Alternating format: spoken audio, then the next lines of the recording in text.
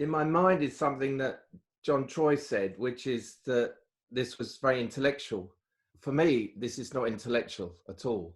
I think just because something is seen and laid out doesn't mean it's intellectual. For me, intellectual involves a kind of overthinking or an escape into ideas or thoughts or mind fucking. And for me, this is the opposite of that. This is simply a laying out of what is seen. For Jez, earlier in the show, Jez, you said something about feelings being different from emotions. Could you talk about that? What I have seen is that fulfilling engagement with life is something that we all come with, and this is part of our natural state. And the personality learns that it can repress certain things that it doesn't like and turn away from them and say no. And there's nothing wrong with that. That's just something that happens. But when feelings, strong feelings are repressed because they're too painful to feel, are repressed.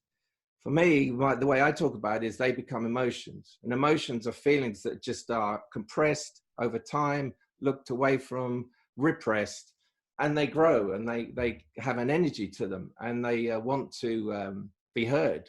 So they can fester and become a part of that personality. So you can meet a personality that's a very angry type or a very sad type. And this is the emotional life of personality. And this is something that gets unhooked from and left behind once those original feelings are connected with and released. And if you look at a newborn baby, and I often use this because it's a way, this is not just a theory, you can see it, And if you sit with a newborn baby, okay, babies can cry, babies can have this upset or that upset. But in general, early on in a baby's life, in many babies, it's possible to sit and see choices of awareness happening.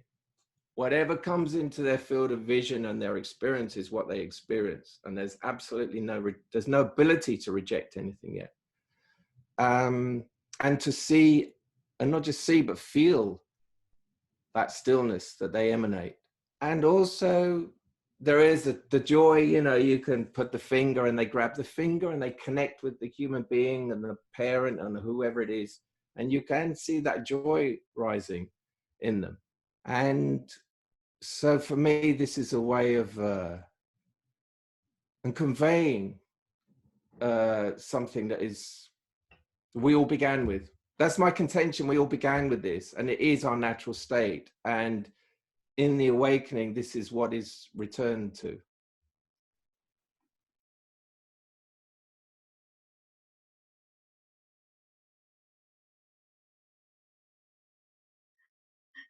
That kind of dropping off of the personality. I'm able to, for instance, review my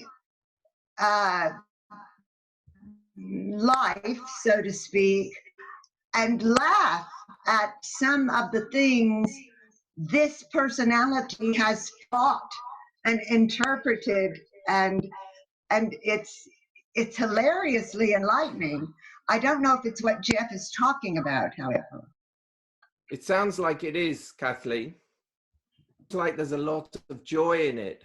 Yes, absolutely. And I'm so free. Yeah, and I would say that was one of the qualities of this happening. There can be a lot of joy in. It's like you're no longer tied to this thing. You're shackled to it. You're free of it, because this personality can hold a lot of stress and worry, and unhook from that can be very freeing.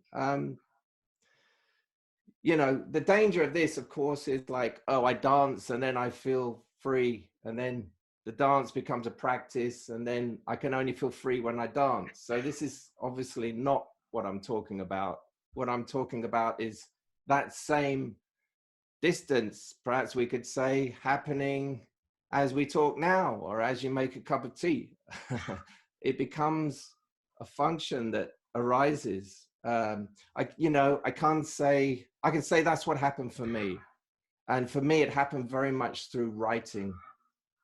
when I was in the middle of that breakdown, it was one October afternoon and it was sunny and I was lying on the sofa and I started writing. You know, I'd had a terrible, terrible few months, and I started writing and I realized the one that wrote was not the one that was in the suffering. And this was such a lifeline to me, that there was something there that is not in the middle of that suffering, however bad it is. And that, I can tell you, that suffering was bad, you know. Well, I'm talking about choiceless awareness, really. Just let me clarify what I mean by that. That I divide it into choiceless awareness and personality awareness.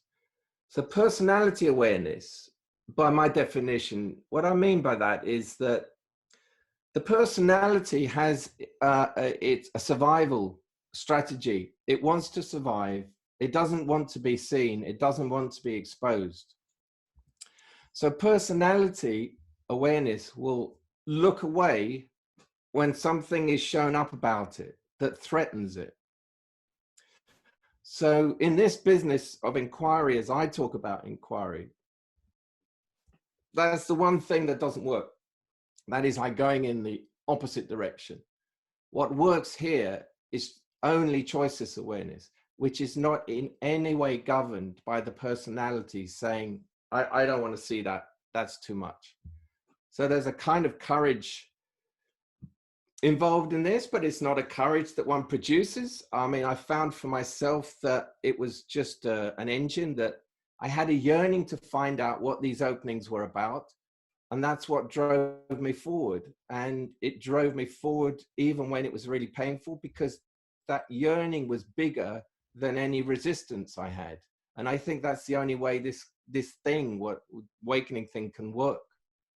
The movement in one to find this has to be, I think Krishnamurti once, or somebody once talked about this, you've got to want it like a drowning man wants air. And that's certainly my experience. Anything short of that, and it's not going to happen, because the personality will always win, and it will from what needs to be seen, from the blind spots. And hence you get spiritual personalities who are very comfortable in a level of understanding, and they settle and make a camp there. And for me, that's when the personality awareness has subtly come in and said, well, of course they wouldn't say this, but yeah, we're making camp here, and this suits me fine, it's comfortable. And I've had this awakening, which means I can talk perhaps very knowledgeably about these things. When there are those signs of abuse and whatever, that's immediate, like sign that this hasn't happened to you. And I know that's contentious, because the argument is that, and we discussed this, Robert, that this doesn't affect behavior. And my experience is that it does. And that if that compassion that you talked about is found, I mean, you can see that is the diametric opposite of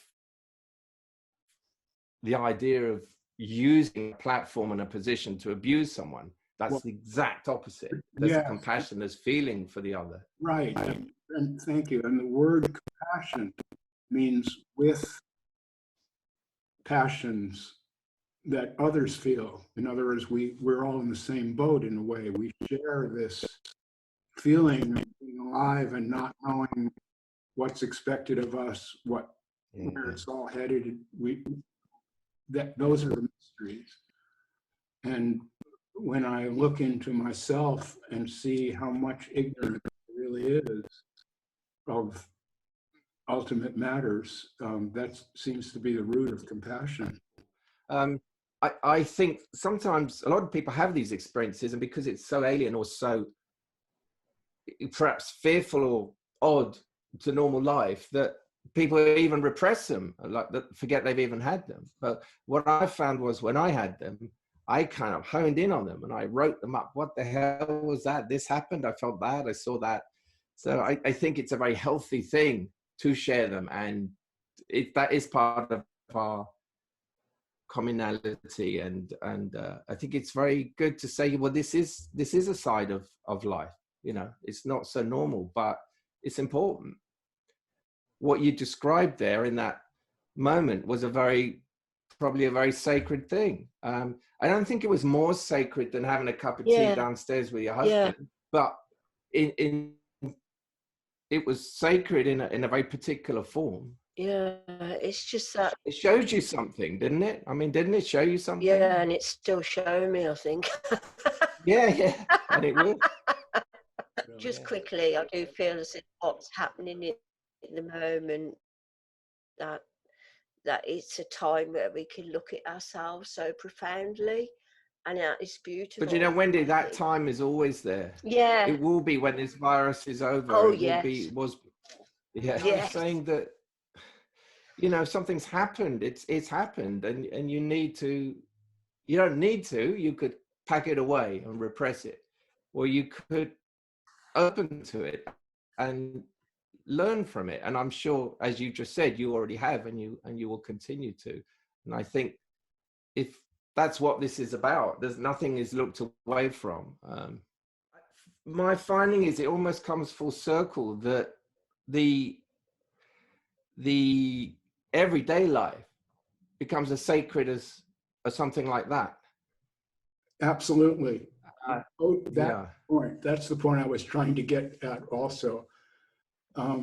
There's something special in each moment. It's the suchness of that moment, and it's passing away as soon as it arises. We can't hold on to anything. It's slipping right through our fingers. See, it's like you try to catch water, and with your fingers like this, you can't do it. And rather than trying to catch it, is an immersion in the feeling of it. That's the way you participate in it fully. Oh, you and I should write a poem together. I'll do mine. You